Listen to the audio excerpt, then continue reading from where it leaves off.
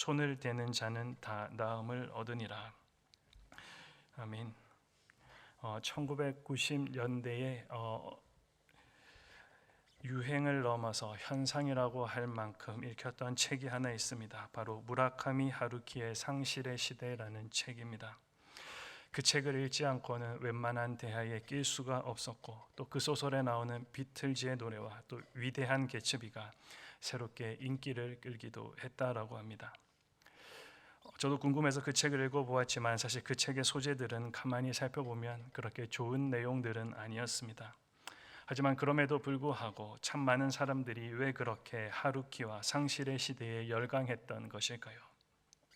시간이 참 많이 흘렀지만 지금 우리가 살아가는 이 세상도 여전히 상실의 시대가 아닌가 생각해 봅니다.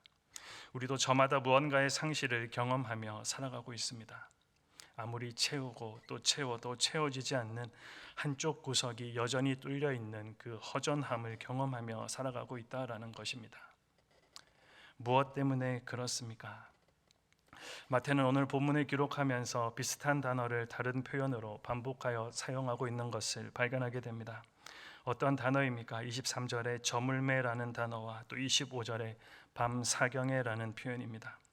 밤사경은 새벽 3시에서 6시로 하루 중 가장 캄캄하고 또 추운 시간이 찾아왔음을 말해주고 있습니다. 성경에서 어두움이라는 단어는 단순한 저녁의 어두움만을 말하는 것이 아닙니다. 빛이 되신 예수님을 알아보지도 못하고 영접하지도 않는 그 악한 시대적 특성을 강력하게 표현하는 상징으로 사용되고 있기도 합니다. 본문에서는 이 단어와 함께 다음의 문장을 함께 사용하고 있는 것을 볼 수 있습니다. 바로 23절 하반절에 저물매, 예수께서 거기 혼자 계시더니라는 말씀입니다. 같은 이야기를 기록하고 있는 요한은 이 말씀의 부연 설명을 다음과 같이 하고 있습니다. 요한복음 6장 17절 말씀입니다. 배를 타고 바다를 건너 가버나움으로 가는데 이미 어두웠고 예수는 아직 그들에게 오시지 아니하셨더니. 예수님이 없이 항해하는 이 제자들의 발걸음이 무언가 불길함을 암시해주고 있지 않습니까? 그리고 이것은 단순한 암시로 그치지 않았음을 곧바로 이어지는 말씀을 통해서 우리는 분명히 알 수가 있습니다.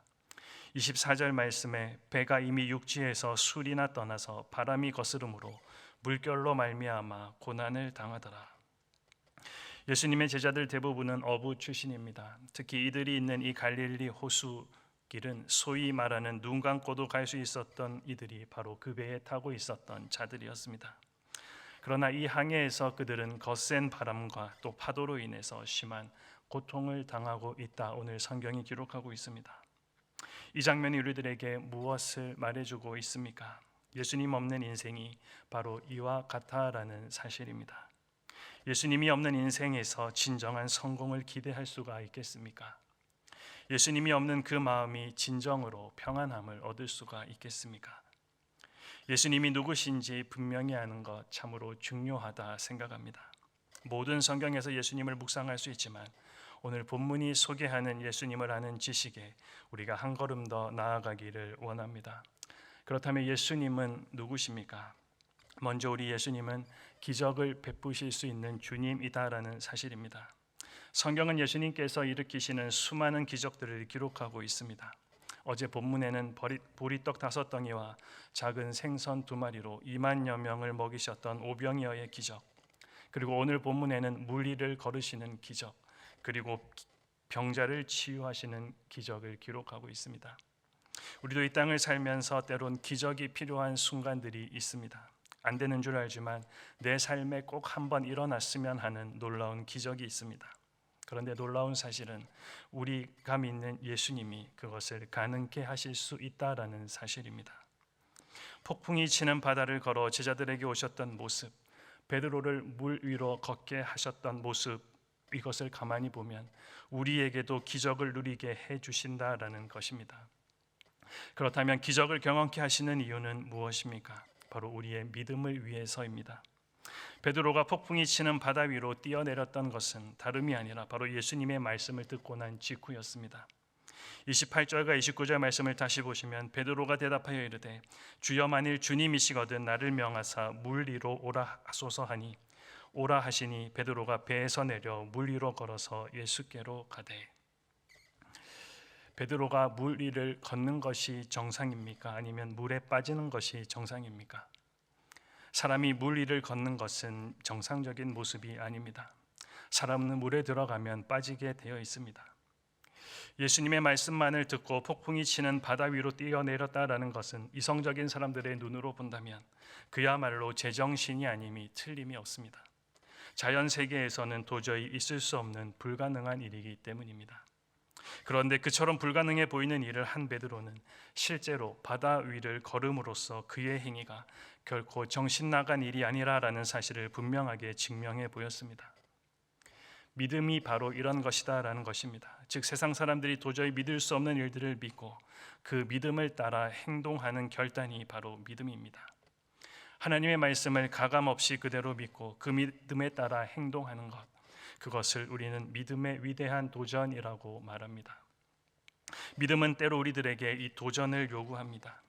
우리의 삶에 매일 일어나는 일상적인 삶에서 한 발 곁으로 비껴나서 새로운 것에 도전해보게 만드는 것입니다. 하지만 중요하게 생각해야 하는 것도 있습니다. 예수님은 기적을 베푸시지만 기적 안에 머물러 있지 않으시고 일상생활로 돌아가게 하신다라는 사실입니다. 우리는 은혜를 받으면 기적 안에서만 살아가려고 합니다. 하지만 예수님은 그것을 원치 않으십니다. 직장, 가정 등 우리가 책임을 맡고 있는 곳을 주님은 버리지를 않으십니다. 우리는 자칫 잘못하면 신앙을 지나치게 기적으로만 몰고 가서 초자연적인 축복만 생각하기가 쉽습니다. 하나님께서 주시는 공기, 태양, 비 등에 대한 감사를 잊고 살아가기가 쉽다라는 사실입니다. 물 위를 걷는 기적보다 더 큰 기적은 우리가 자기를 부인하고 날마다 자기 십자가를 지고 주님을 따르겠다라는 결단을 하는 것입니다. 내 삶의 변화를 일으키는 기적이 필요하다라는 사실입니다. 우리가 살고 있는 세상은 어쩌면 거센 바람이 불고 커다란 파도가 출렁거리는 갈릴리 호수의 그날 저녁과도 같을지 모르겠습니다. 아무리 우리의 경험과 지식으로 힘껏 노를 저어도 앞으로 전진해 가지 않는 제자들의 배와 다르지 않습니다. 혹 우리의 인생이 그런 답보 상태와 같다면, 아니 우리의 신앙이 거센 바람에 의해 고통을 겪을 뿐 앞으로 전진이 없다면 베드로와 같은 도전과 결단이 필요한 때인지도 모르겠습니다. 다음으로 우리 예수님은 하나님의 아들입니다.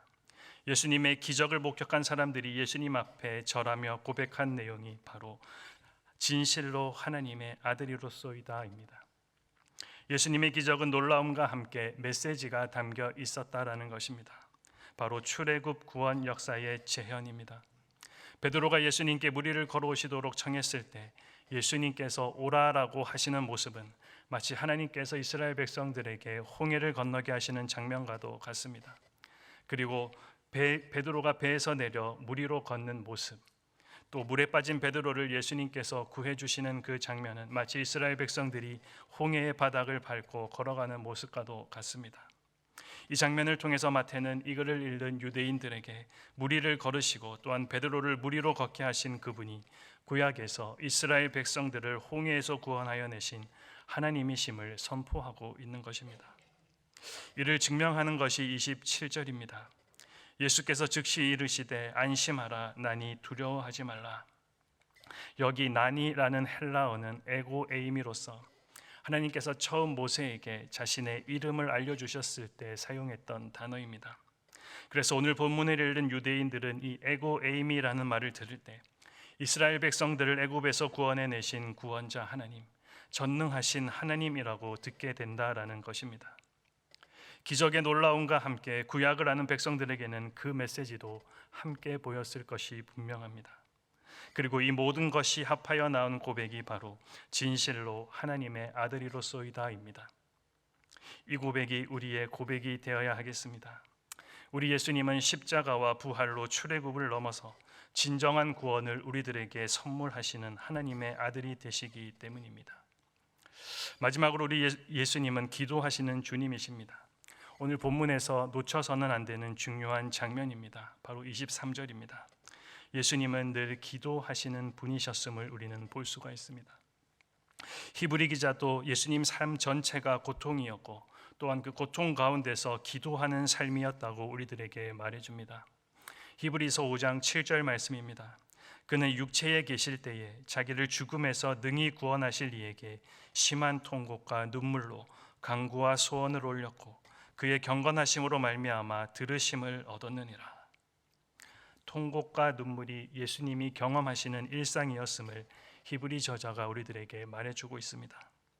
겟세마네 동산에서뿐만 아니라 그분의 삶 전체가 그러했다라는 말입니다. 그리고 그럴 때마다 하나님께 간구했을 때 들으심을 얻으셨습니다. 예수님은 모든 일에 앞서 기도하셨습니다. 하나님의 아들이신 예수님, 기적의 능력을 가지신 예수님이 기도하셨다면 우리는 어떠해야 하겠습니까? 우리도 그와 같아야 합니다. 우리가 예수님을 따라갈 때 그분과 함께 때로는 심한 통곡과 눈물로 간구와 소원을 올리면서도 인내하며 기도할 때 우리 입술에서 결국에는 찬양이 터져 나오게 하실 것이 바로 우리 하나님이시기 때문에 그렇습니다. 이 시대는 예수님을 상실한 시대입니다. 예수님을 알고 있는 사람은 많은데 예수님을 마음에 모시고 살아가는 사람은 찾아보기가 어렵습니다. 오늘 나는 이 능력의 예수님을 마음에 모시고 살아가고 있는가? 예수 그리스도께 속한 자들은 그 어떤 상황 속에서도 결코 멸망하지 않습니다. 그 어떤 상황도 그 어떤 권세도 우리 주님의 구원의 손길을 가로막을 수가 없다라는 사실입니다. 오늘 우리들에게 주신 이 하루 우리의 보호자요 구원자이신 예수 그리스도만을 바라보며 담대하게 믿음으로 승리해가는 복된 하루를 살아가게 되시기를 축복합니다.